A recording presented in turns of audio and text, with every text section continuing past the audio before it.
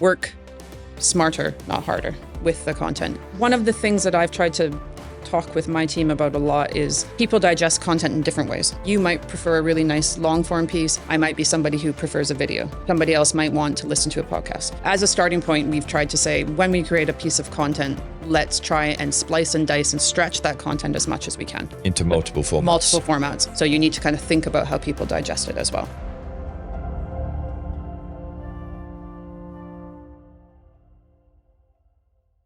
Welcome to The Growth Engine. Today, I'm delighted to be joined by Rebecca Hoberg, Head of Client Marketing at 91. Rebecca, thank you very much for joining us today. Thank you for having us.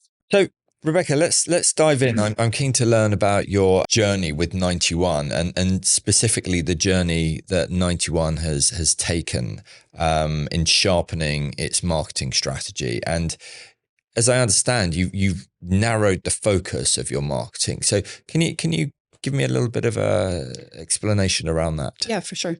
When I joined 91 3 years ago, the business strategy was quite broad. So we worked with institutional asset owners as well as advisory clients around the globe. Particularly in the UK, we had quite a big advisory business. So at 91 on the business side, we've gone through a scoping exercise of where are we fit for purpose in the market.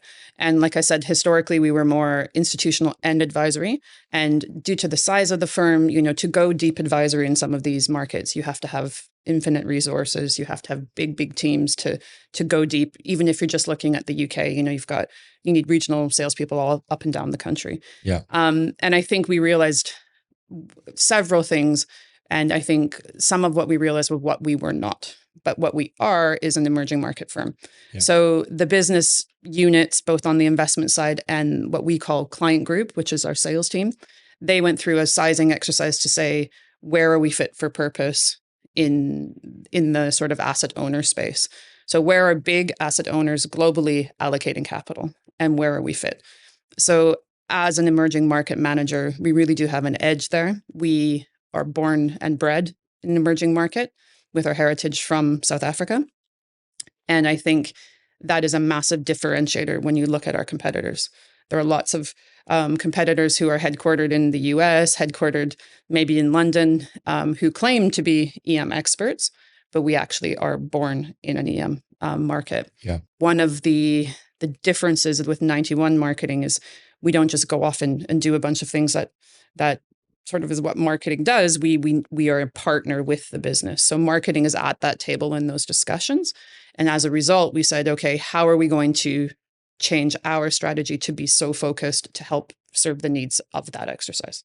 So that's kind of how we came to be much more focused on emerging markets. I think you said this was 3 years ago, the initial... I joined 3 years ago, but the initial bit was probably a year and a half, 2 years ago. Okay, so that was when the strategy, essentially the company-wide strategy has narrowed its focus. Company ex South Africa. Yeah, okay. So globally ex South Africa. Okay. It was this pivotal moment where they said, here's what we are going to focus on, and here's what we aren't going to focus on. Which is the centerpiece of strategy, really, isn't it? Exactly. Deciding what you are and more importantly, what you aren't. So I'm interested to know, once that decision had been taken, what does the strategy look like in practice from a marketing perspective once you decided to make emerging markets the centerpiece? I think what it did was it allowed us to focus our resources and efforts. First of all, we obviously didn't stop doing other things. There are lots of strategies that we run that are sitting outside of emerging markets. But I would say that 80% of our resources was then, okay, we're going to be focused on emerging markets. Yeah. Really, that's content marketing. What are we actually going to be producing with the investment team? There's still a chunk on that 20% side that we do on a day-to-day basis. That, of course, we will service and we still focus on, but it's on the content development side. So what we did was we said, okay, we're going to go out and tell our emerging market story. When our salespeople speak to clients, when clients are looking to hire an emerging market manager, they need to think of 91. We need to be the EM provider of choice. So to these 400 companies. To these 400 companies. Yeah. And, how do you do that? Yeah. Because obviously B2B marketing, not easy. It's the measurement that I think is difficult. So how can marketing be part of that? How can we extend the reach of these salespeople? Because, we say 400 organizations, but within that you have 20, 30 people that you need to talk to. Yeah. So how could we free up the time of our salespeople to be spending time on those one-to-one relationships by keeping sort of a air cover and providing coverage for the organizations themselves? Mm-hmm. So we took a look. We took a step back within my team and within our investment marketing team, and we said, what have we done well, and what has our challenge been? So 91, I think, is not unlike any manager that I've worked in. The marketing team and your sort of corporate strategy team create beautiful thought leadership, great pieces that people spend months on creating, and the content sent out to the sales team. And then it seems that no one's reading it. Or even internally, people say, I haven't read it, or I didn't even know it was produced. So we needed to really understand why that was happening, because we have been creating great content for years. I had a previous guest, Malcolm Fried, came on, and he was telling me about some of the thought leadership content that you create and the pride that he was taking, explaining that. But he was explaining also the purpose of it, about persuading an individual to shift capital allocation from one area to another. So every single detail needed to be absolutely point on in order for it to do that. Because any slight error in it then reflects on the capabilities of the company to actually manage that capital. So it's fascinating, fascinating story. Yeah, so I think it really does start with your content strategy. So what are you writing? What are you writing about? And it has to be accurate. Like, that's a given.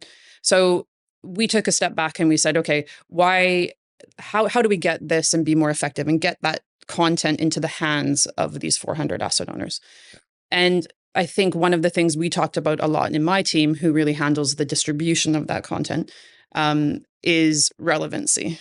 So we've all gotten an email from some sales list you've signed up to at some point, and you forget about it and you're like, what is this thing that I've received? I'm not even going to look at it. However, if you've signed up for that list and it's something that you're interested in, you're going to read it. Yeah. So because it's relevant to you.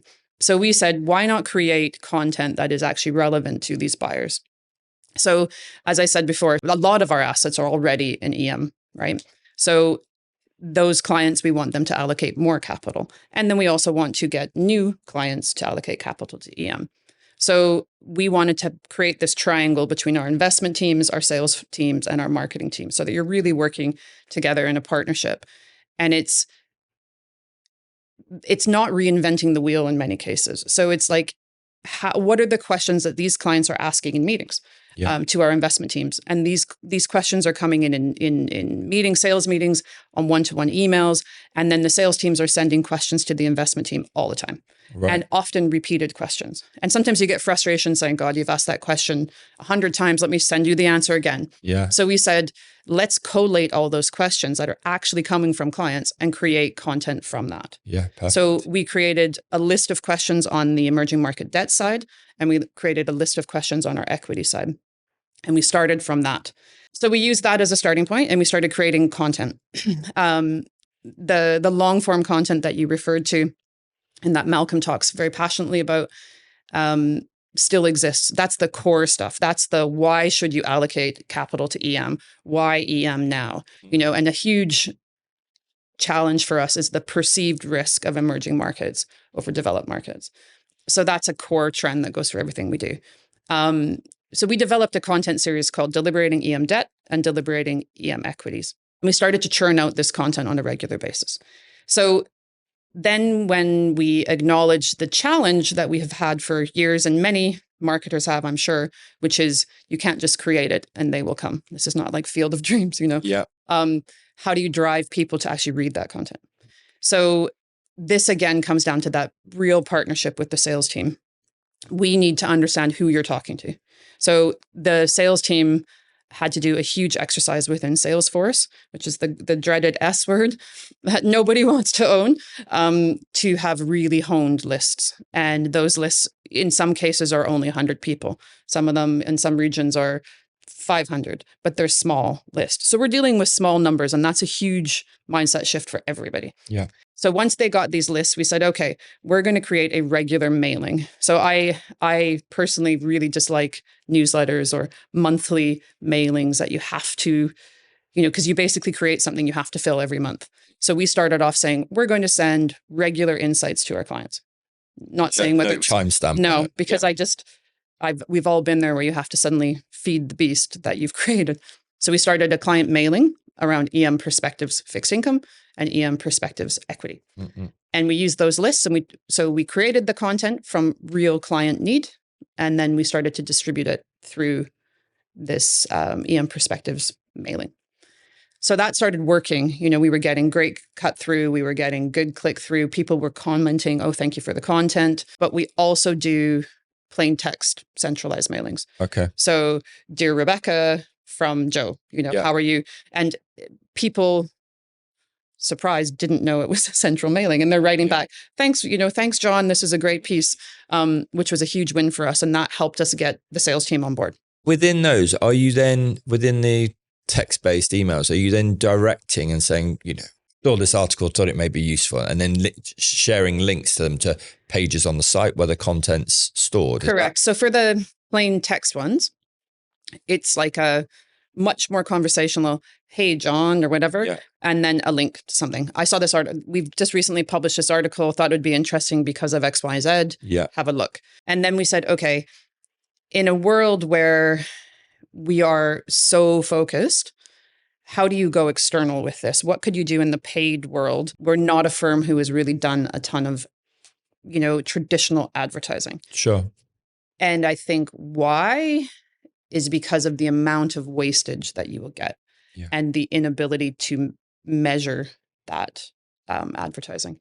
Because you might hit those 400 clients, but you also might hit 3,000 that you actually can't service in a way you would like to. Yeah. And you don't want leads coming in from those non-ideal clients, which is just going to suck up people. Yeah. So thanks very much, but no, we can't help you. Yeah. So we really pulled away from traditional advertising. We still had some budget to allocate towards a paid activity. So we worked with a local agency, Fundamental, who have been really helpful for us in this journey. And we said, look, this is what we're trying to do. We are only looking to target these, however many per region. And we don't want the other bits. Yeah. And their response was, wow, that's really targeted. That's going to be quite expensive for what you're getting. And we said, that's okay. So it was getting our head around internally around quality versus quantity, which was a huge shift. And so basically what we did was we provided the names of the companies and the job titles that we were looking to target regionally. And they ran that against publishers to say, where could you get the most match? So I think we went with anything over 65 to 70% in terms of a match. Okay. Those were the publishers we considered. And in a world where, again, our budgets aren't huge, we said, we don't want to spread that across 10 publishers. Let's look for 2, 3 that we're going to partner with. Okay. So something I've always had in my mind as a marketer is maybe it's the time of life when I moved to Europe, but budgets have never been massive. Even when I worked at the likes of Vanguard, we didn't have this multi-million pound budget. I never have. So I always had a very strong belief that you want to choose publishers that you can partner with. Mm-hmm. So most of the time they're a tier 1 publication from a press perspective and a PR earned media. They've got great distribution from a digital perspective, and they often have an events platform as well. Not always, but sometimes. Yeah. And so if you've identified who you want to get in front of, you want to get in front of them multiple times, not just once and done. Yeah. So we identified publishers that we wanted to get our content out. Who are they? We work with the FT. Yeah. So when I'm talking about this, it's pan-European and UK. Okay. So we work with the FT, which I think is an obvious one. IPE, a very strong pan-European title. As you get into Europe, it becomes quite regional. So we needed to sort of say what's going to give us the most bang for our buck. IPE in particular, because we do quite a few events with them as well. And then I'm probably going to forget Citywire Wealth Manager. Yeah. Because we do events with them, but also they have a really good targeting capacity within their digital publications. Goldmine, is that? We didn't use Goldmine. I think Goldmine we have previously, but I would say that's a little bit more deep advisor. And I think, again, when we choose that media mix, we also work with our comms team to make sure that we're not choosing some obscure title, but we're pretty aligned in terms of what's the top tier that we want to be in front of. Yeah. We chose those publications that had interesting content distribution opportunities. So whether those were soulless emails where we created HTML email that had their logo and ours, and then it gets sent out to their database. We also chose publishers we could geo-target. Probably the most interesting one, what we talked about, is the FT. Is there anything you can show us on? Yeah, actually. Let's see. So yeah, these are a few examples of what we've done, but probably the most interesting one here is the FT. So it's not rocket science here. The FT is a great publication. I think we all can agree upon that. They have a great editorial department. This is the only publisher that we've worked with that is hosting the content on their site. Okay. We provide 3 articles from our side. So again, digging into the content that we've been creating. We send it to them, they lay it out, we provide an image, they put it on their website. But the most interesting thing here is how they drive traffic to our content. So they drive traffic through, there's banners on their site, excuse me, but they also target people through LinkedIn. Okay. And what Fundamental was able to get and secure for us this time around was actually the ability for us to use our client lists to target via the FT's LinkedIn channel. Got it. Which is quite different and interesting. So it's the first time they'd done that.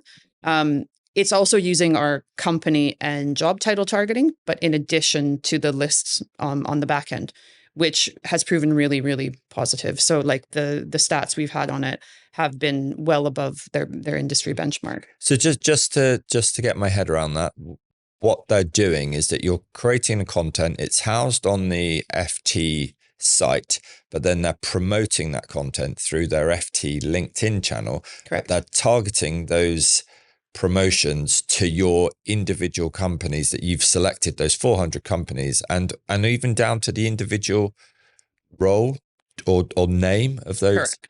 Right. Correct. That is very, very hyper-targeted. And it's been something we've had to go through our compliance department and make sure that we've done everything correct. But if a client has a LinkedIn account that is tied to their work address, then you can target them. Yeah. So if you've got it connected to your Gmail account, you wouldn't be targeted there. But it has proven really, really, really successful. And do you get data back from the FT to say, okay, like from your list of X amount of names, company contacts that you've suggested we've reached We aren't able to get down to the individual amount, individual because of GDPR in terms of who's getting what. We are just measured against their benchmark. Yeah, got it. But maybe that's a good sort of stepping stone to talk about our LinkedIn strategy for this. So obviously when you look at paid media, in B2B, I think the most highly targeted approach is through LinkedIn. So we identified that because LinkedIn is used globally. We have quite a robust channel, and that's something you can really own. We've got a great creative team. We've got all of our own content. So we have been doing a lot on LinkedIn. I'm interested to learn about the creative side on that, and we'll come to that. But how are you finding what's the benefit that you're gaining as a business from being LinkedIn? Is it a broad awareness of the products? How do you measure that? Yeah, it's an interesting one. I think as we look to develop this targeted plan, we spent quite a lot of time with our agency talking about institutional buying behavior. I think for years, people think you measure success by clicks. So you go into LinkedIn, you see something, you click on it, you read an article. That does happen, but I think what we've noticed is it's happening less in the B2B space. So I don't know about you, but like if you go onto LinkedIn and a company feeds you an article, I'm not that inclined to click on it. If you've commented on it and I know you, I'll stop and I'll read it and say, oh, that's quite interesting. And then maybe you might click. So there's a level that we still need to work on, which is LinkedIn advocacy, which I think is our focus for this coming year. But when it comes to the behaviors, we've got information that tells us that people dwell. So they look at the post and they carry on. I think, the behavior, you sort of swiping on the train as you go to work, you see something, you sort of read it. Oh, that's interesting. And you carry on. Yeah. So which still has value. Totally. I think it does. And I think in a world where you aren't spending a lot of money on advertising, that is kind of pseudo advertising, isn't it? It's brand building. Top of funnel awareness. Exactly. So with that in mind, we said, how do we actually measure that? What does that look like? Okay. So I mentioned the types of firms we were trying to get and like the targeting we were using behind the scenes, but how do we measure that? So working with our agency, we get a quarterly report, monthly report back from them that talks about how many impressions were served to the firms that we were looking at. So those impressions are in the thousands. So over the last 3 months, how many times did someone from X, Y, and Z pension fund see your content online? Got it. And then in addition to that, what we've done with Fundamental again is we've applied a piece of software called LFix across our entire global website. And what it does is it picks up firmographic data of visitors. So we put it on all of our pages, not just the EM pages. And what that does, again, if your IP address is associated with the company you work in, it will pick that up when you arrive at the site. So again, this goes back to quality, not quantity. So we also, in addition to getting sort of a beautiful donut chart that tells us the companies and the times that they've been served the content, we're also then able to go in and self-serve on our own website to show the amount of clicks and the amount of visits that have come from those companies that we're looking at. So that's given us a really different approach in terms of measuring success. You did mention events. How does your event strategy work and play into all of this? Yeah, good question. We, again, when we're looking at external event activity, so where we're going to go to a sponsored event, we put that same targeting overlay. Are we hitting the right people? And do we have an opportunity to present our original content to those people within the EM space? So that targeting has honed down the list of sponsored activity that we do to a smaller, more targeted approach. Sometimes those are the same publishers that we're also doing other activity with. Other times it's a particular event that we feel we must be at. So that's our sort of paid events, our sponsored events. But on the proprietary events, we relaunched actually. We had been doing something called EM Perspectives for years. And I think during COVID, we had to shift our strategy. It used to be a fixed income practitioners workshop. And that was successful at that time. However, as we look to build, you have to kind of have that balance. So this year we did the practitioners workshop, but we also did a broader EM Perspectives event. And we did that in the UK. And I think this was an interesting one, again, about getting buy-in from the sales team, which was, we're not looking to fill the room with 200 clients. We're looking to fill the room with high quality clients. So our measurement to start with was, if we get 30 people who are high quality asset owners, that's a success. Happy days. Yeah. I think we ended up with 75, which was brilliant. And that was an opportunity to put our proprietary content in front of these people, to have our investment teams front row and center, and to really get them to tell the EM story, which I think is incredibly impactful. And that wasn't just sending one PM. This was, I think we had 15 PMs who spoke, and we did a day on equities and fixed income. So we did that in London, and then we've actually taken that concept on the road, which is something we need to do often. So these are all in-person events. Do you do digital events as well? To a lesser extent, we do some webinars. We've had varied success rates with the webinars. There's always a question about whether we could roll this out digitally. We have not yet done it. No. But it's in the back of our minds of, should we do this when we're looking at the regions that kind of sit on the periphery? Not sure yet. Not sure if we'll do it. Okay. I'm keen to dive in a little bit deeper into the content, and then we'll come on to the creative. So different types of formats that you've used, learned, that experimented with. Where have you found success with such a sophisticated audience with the institutional side? One of the things that I've tried to talk with my team about a lot is people digest content in different ways. You might prefer a really nice long form piece. I might be somebody who prefers a video.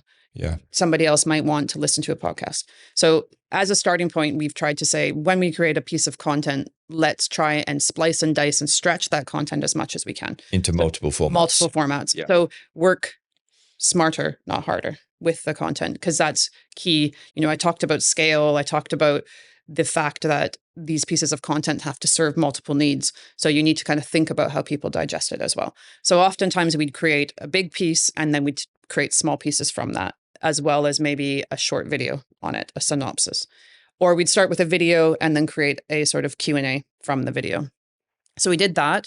But again, going back to Malcolm's point about the pride that we put into these long form, really great pieces is, we'll create 3 or 4 of those a year. Yeah. They're not one and done. It's not a moment in time. It's an evergreen piece of content that really speaks to the core of what we do as a firm.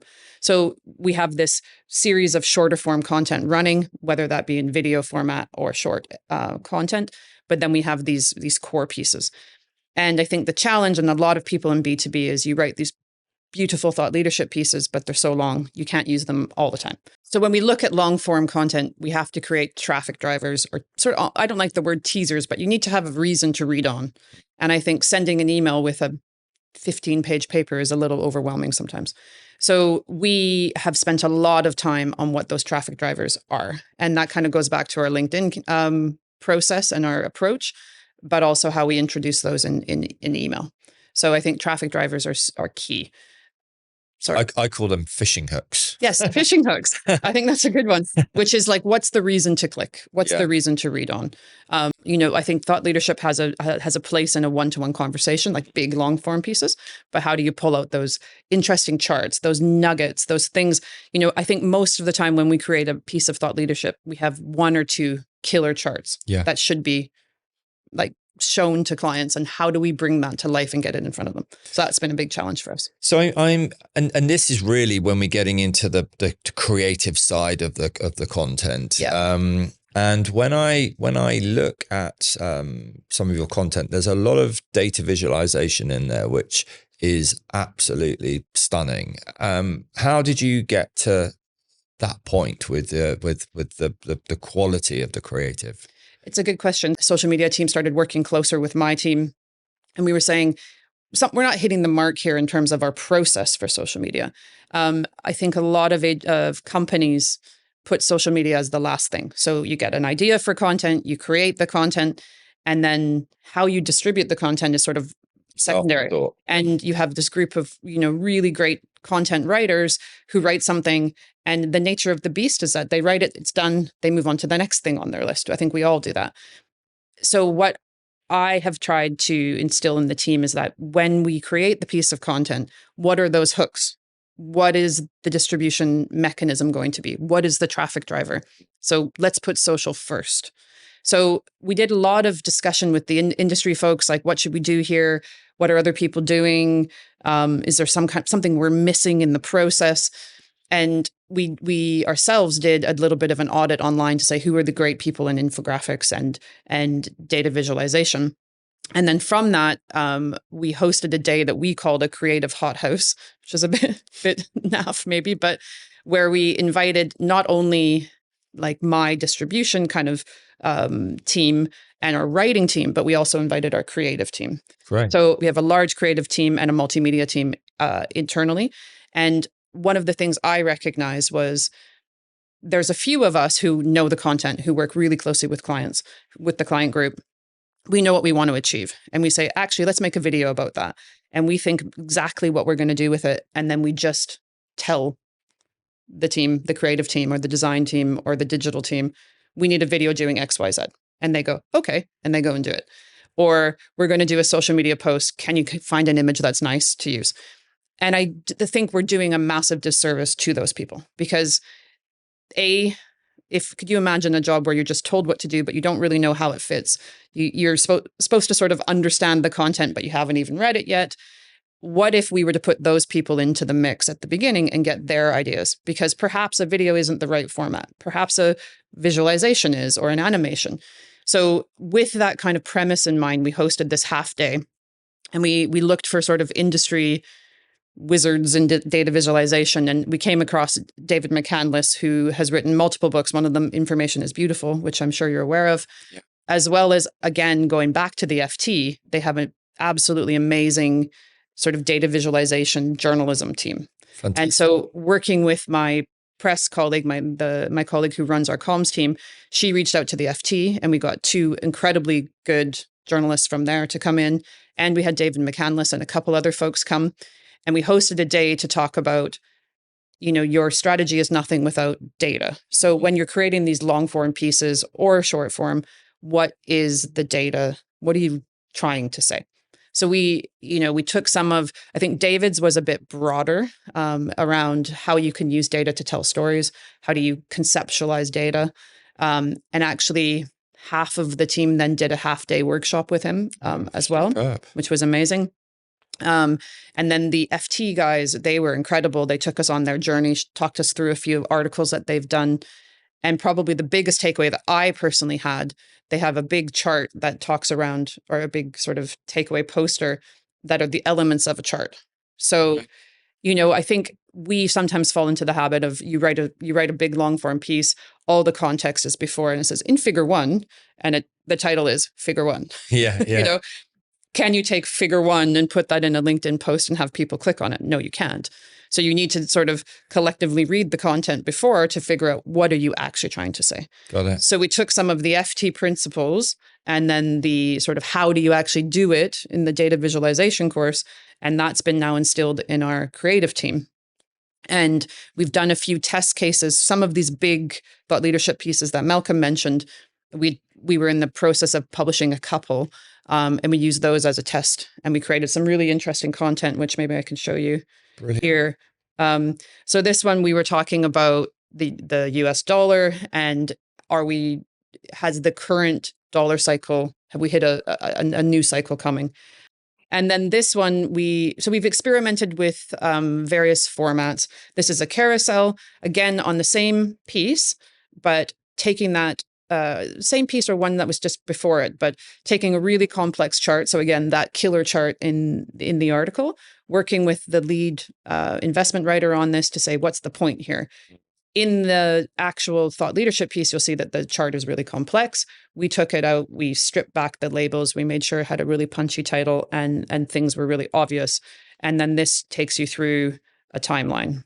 Fabulous. Which, the engagement we've had with these LinkedIn posts has been like way above our benchmark. Really? Yeah.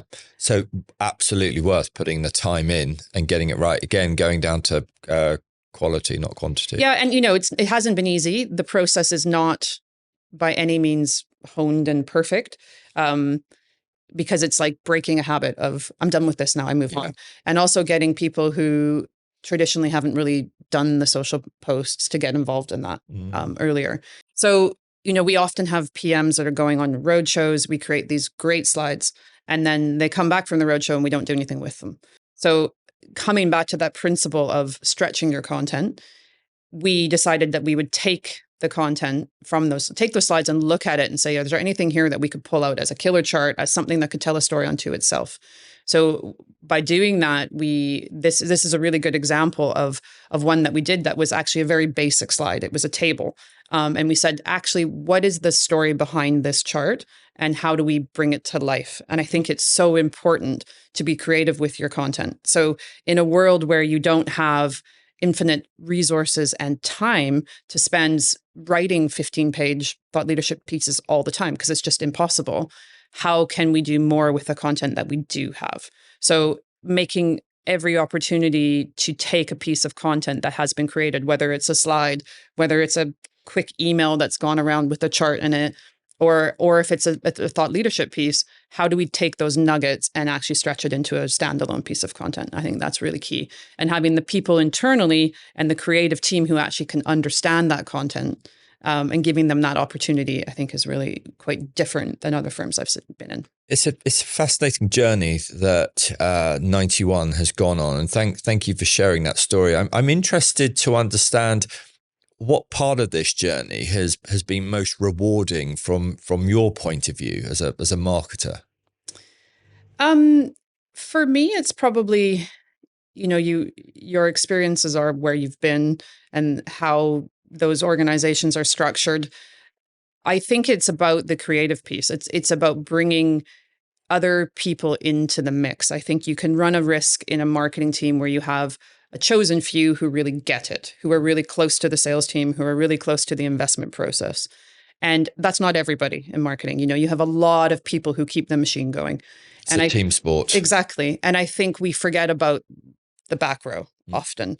And I think one of the things that Malcolm, myself, and my other colleagues and I have spoken about is what 91 does differently is we are making sure that we are creating a commercially conscious marketing team.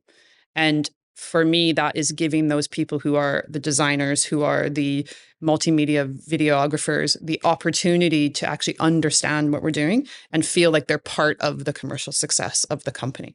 And to me, that's huge. That's very different than any other firm I've been in. And it was always a challenge for me to try and explain to everybody, to pass that knowledge down. This is where you fit into the mix. Whereas now I'm really hopeful that the people who are quote unquote in the back row now feel like they're a bit more part of it. And I think that to me will be really rewarding for myself, but for others as well. And on the flip side, what's been the toughest part of the journey, whether that's internal or external? I think it's probably the whole concept of quality over quantity. I think I'm an extrovert. I love having a party. Nobody wants a party where only 5 people show up, right? You feel like it's a fail. So changing people's mindset from a breakfast with 10 people is not a fail. A breakfast with 10 people could be 10 tickets of multiple millions of pounds. So that has been difficult because there's just an inherent mindset in people that if there's not enough bums in the seat, it looks like you failed. And then also wrapping our head around what we will not do. I think marketers it's difficult to say no. So sometimes people love saying no, and there's individuals who love that, but like my team is not that. So I think it's identifying where we really dig in and say yes and get people on board with that. And that comes down to partnering with the salespeople. We are seeing a lot less real weird scattergun. Can you do this random thing for me? Because the sales team is bought in, the investment team is bought in, and so are we. So that has been super helpful, but it hasn't been easy. No. And I guess from lessons learned along the way, this is probably a challenge that many marketers are faced with, about trying to align sales with marketing and distribution. The age-old thing, isn't it? What advice would you give for people that are going through that challenge? I think for me, it is get as close to the sales team as you can. Yeah. I often feel I play a sort of a role across both, but I feel probably that I'm more a part of what we call client group than sometimes I feel I am part of marketing. Yeah. They work together hand in hand. And I think even now, there's days where I feel like, oh, we should be involved in that. Why aren't we involved in that? And it feels like a real hard grind to be like, hey, and it's also uncomfortable to say to the salespeople, like, it would have been helpful to be in that conversation. Yeah. Because if you don't include marketing in those conversations, you're one step behind. You're playing, telephones because you're hearing it secondhand. So I think my advice would be push to be at the table. Yeah. At least have somebody in your team at that table. Yeah. In some cases that's Malcolm, some cases that's me. And in other cases, it's people below me who need to get that opportunity. So I think any chance you have to be closer to the client and closer to the investment process, the better. And that's not always easy. And lots of organizations resist that, I think. Yeah. Brilliant advice. Rebecca, thank you so much for coming along today, sharing your story and the journey that 91's been on. It's been a fascinating conversation. So thank you for having me. Thank you very much. Thank you for listening today to The Growth Engine. If you enjoyed this episode and like to hear more, please do subscribe wherever you get your podcasts from, and follow us on LinkedIn for regular updates or on hubagency.co.uk. Thank you, and see you next time.